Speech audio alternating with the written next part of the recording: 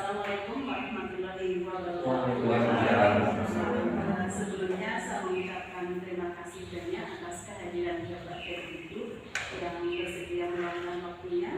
Pada kesempatan ini saya akan menyampaikan hasil dari apa yang kami pelajari pada program Guru Penggerak selama kurang lebih 2,5 bulan, yaitu modul 1 yang terdiri dari 1.1 refleksi pemikiran Ki Hajar Dewantara, kemudian 1.2 yaitu nilai dan peran guru penggerak, dan 1.3 visi guru penggerak, serta 1.4 adalah budaya positif.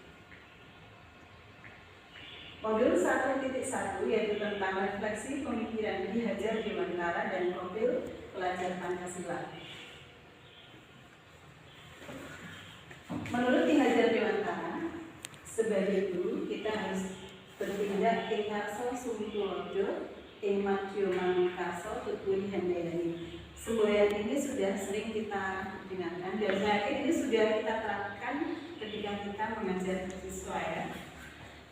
Hanya mungkin kita perlu merefleksi kembali apakah ini benar-benar sudah kita terapkan atau belum ya. Kadang-kadang guru itu selalu bertindak di depan sebagai instruktur. Kamu harus mengerjakan ini, kamu harus selesai pada waktu ini. Nah, apabila kita memposisikan seperti ini akan memberikan suasana yang nyaman kepada siswa. Karena apa? Ketika kita di depan kita beri contoh. Misalnya apa? Tepat waktu gitu ya. Dulu masuk kelas tepat waktu gitu kan. Itu sebagai contoh. Kemudian di tengah-tengah selalu memberi motivasi kepada siswa, menempatkan diri itu sama dengan siswa gitu ya. Kita tidak merasa lebih dari mereka gitu ya. Kemudian yang ketiga adalah di belakang, selalu memberikan motivasi kepada siswa untuk, karena katanya yang belajar ya untuk selalu pendidikan dan pengajaran adalah satu kesatuan yang utuh yang tidak dapat dipisahkan. Keduanya akan memiliki budi pekerti yang terdiri dari rasa. Rasa itu adalah berpikir ya. Kalau dalam istilah sekarang adalah kompetensi pengetahuan. Kemudian karsa adalah afektif dan cinta adalah keterampilan. Itu menjadi satu kesatuan. Nah, kadang-kadang proses pendidikan sekarang adalah hanya mendidik, yaitu mentransfer, hanya mengajar, yaitu mentransfer ilmu. Sedangkan apabila disatukan dengan pendidikan, itu akan menjadi satu kesatuan yang utuh yang diharapkan dapat membentuk murid menjadi manusia yang seutuhnya. Kemudian sebenarnya anak sudah memiliki kodrat masing-masing. Mereka akan menjadi apa itu sudah ada kodratnya. Kita tidak bisa memaksa anak itu, kamu itu nanti menjadi seperti ini, tidak ya. Diibaratkan seperti bulir-bulir biji tanaman. Dia akan tumbuh menjadi tanaman apa itu sudah ada kodratnya masing-masing. Nah, sebagai guru kita adalah memfasilitasi mereka. Bagaimana mungkin bibit yang kurang baik itu bisa tumbuh menjadi lebih baik dalam suasana kelas yang menyenangkan dan kondusif. Sebaliknya, meskipun bibitnya itu baik, kalau kita tidak bisa memfasilitasi mereka dengan lebih baik, maka mereka juga tidak akan tumbuh secara optimal. Maka yang dapat kita lakukan sebagai guru adalah memberi contoh, memfasilitasi, mendampingi, dan memotivasi mereka agar tumbuh berkembang secara baik dan optimal. Selanjutnya, arah ke depan dari pendidikan kita adalah 6 profil pelajar Pancasila, yaitu beriman bertakwa kepada Tuhan Yang Maha Esa dan berakhlak mulia, berkebinekaan global, bergotong royong, kreatif, bernalar kritis dan mandiri. Beriman bertakwa kepada Tuhan Yang Maha Esa dan berakhlak mulia artinya apa? Pelajar itu selain dia memahami ajaran agama juga dapat menerapkan dalam kehidupan sehari-hari dan mengamalkannya sesuai dengan ajarannya masing-masing. Kemudian berkebinekaan global, yaitu diharapkan para siswa itu melestarikan apa yang menjadi budaya kita, tetapi juga terbuka dengan budaya internasional, tetapi dapat menyaring mana yang baik dan mana yang tidak. Bergotong royong yaitu berkolaborasi dalam melakukan hal-hal yang positif, misalnya di kelas itu membersihkan kelas secara bersama-sama. Kemudian diharapkan di masyarakat mereka juga dapat terlibat aktif bergotong royong di dalam masyarakat ya. Misalnya apa Bapak dan Ibu? Meskipun masih usia anak-anak, tapi mereka juga berperan aktif dalam masyarakat. Misalnya apa? Mulai lapor tangga itu bisa apa? Ya kan tangga punya kerja. Iya.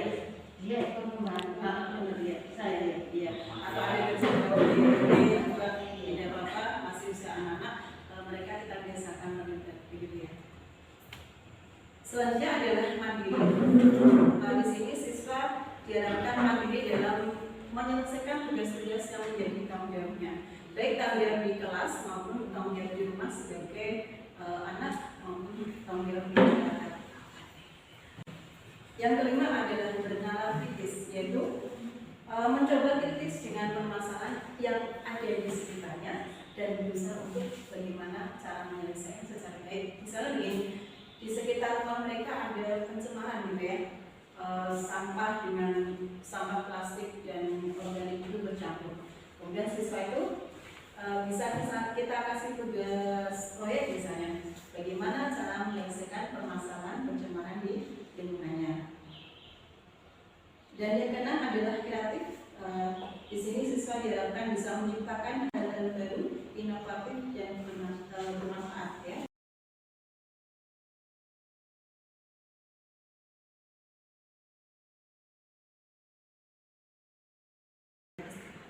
Nilai guru berat yaitu mandiri, reflektif, kolaboratif, inovatif, berpihak kepada murid. Mandiri itu artinya begini, apabila seorang guru itu merasa bahwa sesuatu itu baik begitu ya, maka untuk tidak ragu-ragu mengerjakan meskipun misalnya nggak ada temannya gitu ya. Misalnya mungkin Bapak dan Ibu guru mengetahui tentang ada informasi diklat begitu ya, diklat di SIMPKD begitu, tidak harus menunggu temannya pada itu atau tidak gitu kan, karena itu adalah kebutuhan kita sendiri, yaitu berkaitan dengan pengembangan keprofesionalan berkelanjutan. Kemudian juga belajar hal-hal yang itu bermanfaat bagi kita, karena sekarang belajar itu kan bisa kapan saja, di mana saja, dengan siapa saja, bisa belajar lewat YouTube, lewat daring dan sebagainya. Kemudian reflektif, artinya setelah melakukan suatu pekerjaan, baik pembelajaran maupun tugas-tugas yang lain itu, melakukan refleksi apakah yang sudah kita kerjakan itu apakah sudah baik atau belum, kekurangannya di mana untuk diperbaiki di masa yang akan datang.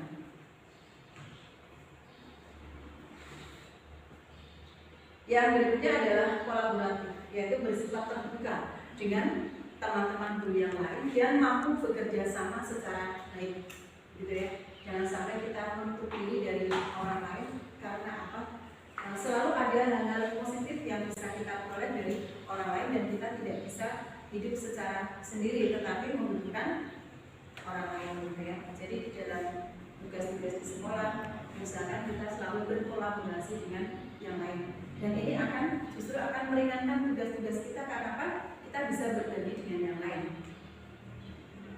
Kemudian inovatif ya, sama seperti siswa gitu ya, berusaha untuk menciptakan hal-hal baru yang bermanfaat baik dalam pembelajaran maupun dalam kehidupan sehari-hari. Dan inovatif ini dapat dilakukan oleh seluruh guru mapel, tidak misalnya hanya guru IPA karena mungkin ada peluang penelitian gitu ya.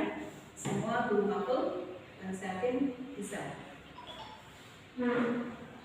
melakukan pembelajaran yang berpihak pada murid, gitu ya. Di sini muridlah yang kita beri kesempatan untuk melakukan pembelajaran, gitu ya. Dan kita tidak semata-mata sebagai instruktur yang memberi perintah, gitu ya, tetapi memberi kesempatan kepada murid untuk mengeksplorasi kemampuannya dalam proses pembelajaran. Selanjutnya, peran guru penggerak yang pertama adalah menjadi pemimpin pembelajaran. Ini juga peran kita secara umum ya, bagaimana kita dapat mengelola pembelajaran secara baik. Kemudian menggerakkan komunitas praktisi, gitu ya. Bagaimana kita menggerakkan teman-teman untuk misalnya melakukan suatu hal yang dan itu ikut diklat gitu ya, diklat bareng-bareng saling membantu gitu kan. Itu kan menggerakkan komunitas praktisi. Menjadi coach bagi guru lain, misalnya kita bisa sesuatu begitu ya, jangan sampai kita simpan sendiri tapi kita berbagi dengan teman gitu ya. Karena saya punya apa ya,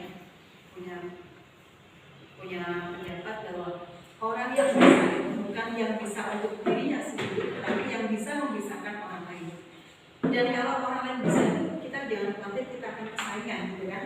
Justru kita akan merasa senang kalau orang atau teman akan berkembang lebih baik. Mendorong kolaborasi antar guru tadi sudah saya jelaskan dan mewujudkan kepemimpinan murid. Bagaimana murid-murid itu dapat memimpin dirinya sendiri dan juga memimpin teman-temannya. Misalnya seorang murid itu dapat menjadi pemimpin dalam forum diskusi, gitu ya. Tidak hanya sebagai peserta dalam kelompok, tapi dia juga dapat memimpin, ya. Dapat menjadi pemimpin misalnya dalam kepesertaan, OSIS dan lain sebagainya. Modul 1.3 tentang visi guru penggerak. Pada modul ini saya membahas tentang visi guru penggerak tentang siswa dan sekolah serta manajemen perubahan dengan inti apresiasi kerja. Visi itu apa sih ya? Visi adalah cita-cita ya. Apa yang kita harapkan di masa depan. Di sini saya memiliki visi tentang murid yang semangat, ceria, aktif dan kreatif, optimis, berbudi pekerti yang baik. Ini saya mengambil gambar seperti ini untuk menggambarkan bagaimana murid kita di masa yang akan datang. Sedangkan visi tentang sekolah adalah aman, nyaman, bersih, sehat, berpihak pada murid dan mewujudkan merdeka belajar. Nah, ini mungkin yang poin kedua terakhir ya, mungkin yang harus kita upayakan untuk supaya bisa terwujud. Nah, untuk mencapai visi saya tentang murid yang tadi saya gambarkan tadi, saya memerlukan 3 macam kekuatan, yaitu kekuatan saya sebagai CGP yang saya berusaha semangat, pantang menyerah, menjadi pembelajar sepanjang hayat dan berkomitmen dalam pendidikan. Kemudian saya mengharapkan adanya dukungan internal dari kepala sekolah, rekan guru, murid, kemudian lingkungan sekolah dan satgas yang mendukung. Sedangkan dukungan eksternalnya adalah dari Dinas Pendidikan, MKMD, Komite, masyarakat, dan undang-undang yang mendukung gerakan daripada program guru penggerak. Nah, untuk mencapai visi tentang murid dan sekolah tadi diperlukan manajemen perubahan yang disebut dengan inklusif apresiatif kerja. Apa itu inklusif apresiatif kerja? Yaitu paradigma dan pendekatan yang dipakai sebagai model manajemen perubahan. Jadi ini adalah model manajemen perubahan yang fokus pada kekuatan apa yang dimiliki, apa yang telah dimiliki, dan apa yang dapat dilakukan. Dan inklusif apresiatif belajar ini dapat digunakan untuk menyelesaikan sebuah permasalahan baik di kelas maupun di sekolah, ya. Dengan tahapannya adalah D, buat pertanyaan, A, ambil pelajaran, G, gali mimpi, dan J, jabarkan rencana, serta A adalah atur eksekusi. Contoh membuat pertanyaan, sebenarnya ini hampir mirip dengan PTK yang sudah kita lakukan, ya. Cuma istilahnya itu dibuat istilah kerja. Buat pertanyaan, mengapa siswa saya banyak yang mengantuk dalam pembelajaran luring? Nah, kita kan sebagian sudah PTM, ya. Mengapa banyak yang mengantuk, ya? Kemudian ambil pelajaran, mungkin guru belum menggunakan model pembelajaran yang menyenangkan dan melibatkan siswa aktif dalam belajar. Kemudian saya menggali lebih, apakah saya dapat membuat model pembelajaran yang menyenangkan dan membuat siswa aktif, dan apakah dengan model itu nanti maka siswa saya akan aktif dalam belajar. C. Jawaban rencana. Ya, ini karena pembelajarannya adalah tentang sel, saya mencoba membuat kartu tebak gambar jaringan sel dan organ. Jadi bagian-bagian sel yang sangat kecil itu saya pecah-pecah menjadi bagian-bagian yang perlu dapat digambarkan lebih besar sehingga siswa itu menjadi lebih jelas. Oke? Kemudian membuat RPP yang sesuai dan membuat lomba pengamatan keaktifan siswa. Kemudian nanti adalah mengatur eksekusi atau menerapkan model pembelajaran tebak gambar sel, jaringan, dan organ pada materi organisasi kehidupan. Lalu menilai keaktifan siswa dan mengevaluasi hasil pembelajaran. Nah, untuk mencapai visi tadi, murid yang semangat, yang aktif, kreatif, dan sebagainya itu, saya tidak mungkin akan bisa bergerak sendiri, tetapi sangat memerlukan dukungan dan kolaborasi dari berbagai pihak, ya, yaitu baik dari pihak kepala sekolah, kemudian rekan guru, kemudian orang tua, dan lain sebagainya. Nah, itulah tadi tentang modul 1.3, yaitu visi guru penggerak dan manajemen perubahan industri administratif belajar. Budaya positif adalah nilai-nilai, keyakinan-keyakinan, dan juga kebiasaan-kebiasaan di sekolah yang berpihak pada murid agar murid dapat berkembang menjadi pribadi yang kritis, penuh hormat, dan bertanggung jawab. Budaya positif dapat ditumbuhkan dengan disiplin positif, motivasi perilaku, keyakinan kelas, peran kontrol guru, dan restitusi. Apa itu restitusi? Nanti ya,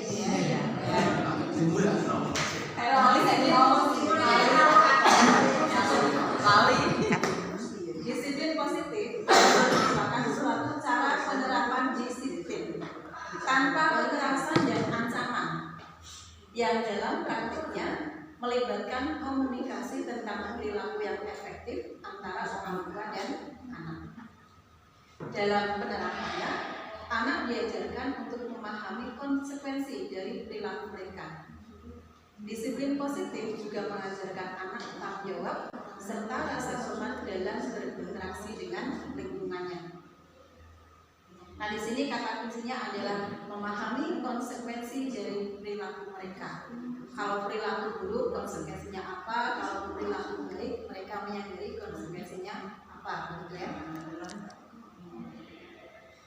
Jadi, disiplin positif merupakan salah satu cara penerapan disiplin yang bertujuan untuk menumbuhkan kesadaran serta memberdayakan anak untuk melakukan sesuatu tanpa sorotan ancaman, hukuman maupun iming-iming hadiah, gitu ya.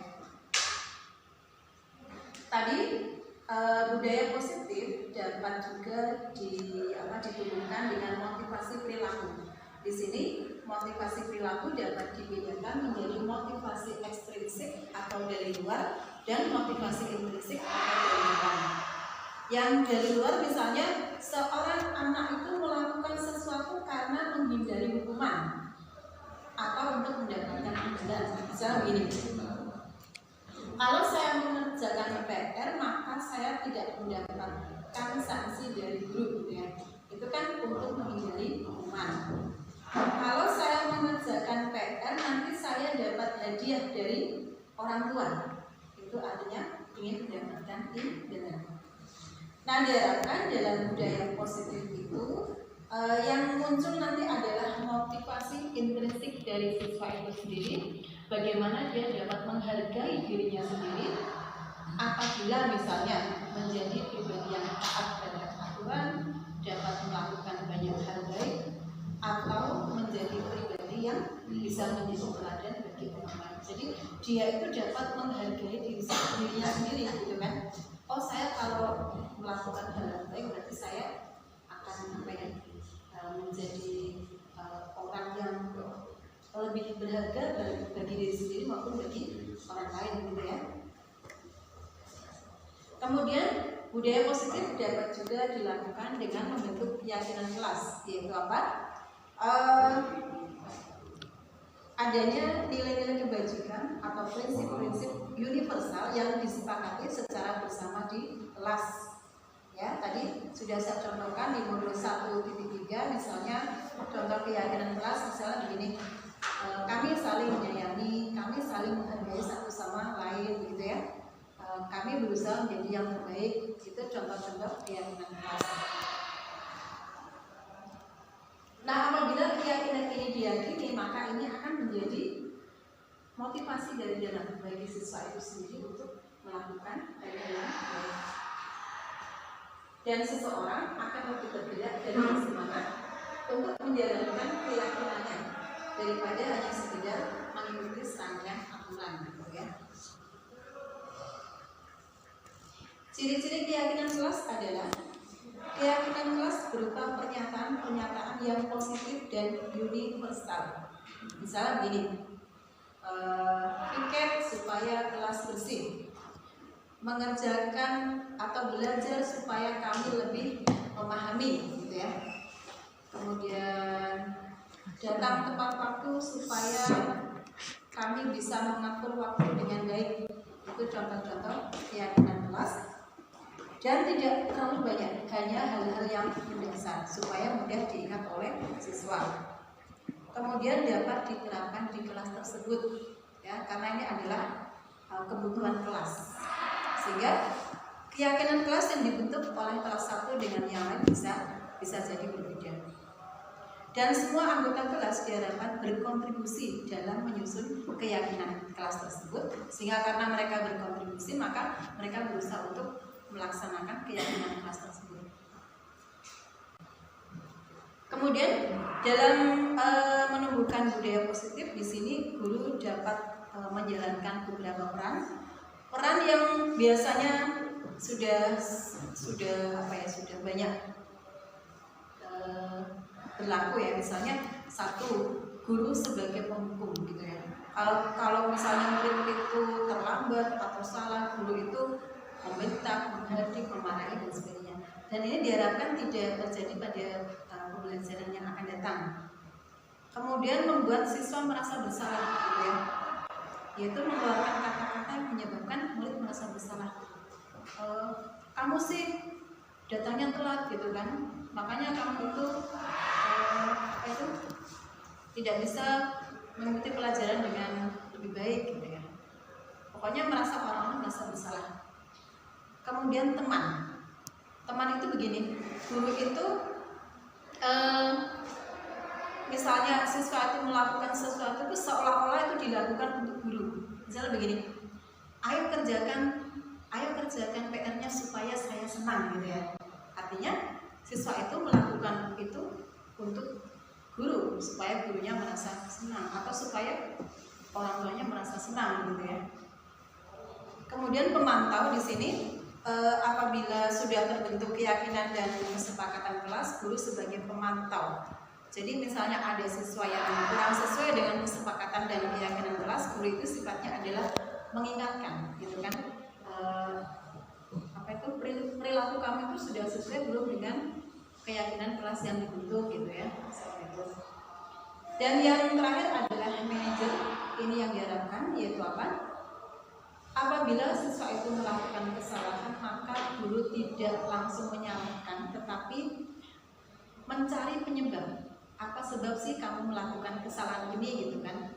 Kemudian apa alasan kamu itu, kenapa kamu melakukan seperti ini, dan menurut kamu bagaimana cara untuk memperbaiki di masa yang akan datang. Jadi bukan kamu salah, kamu harus begini, menurut saya kamu harus begini, tidak. Tapi itu berangkat dari siswa itu sendiri.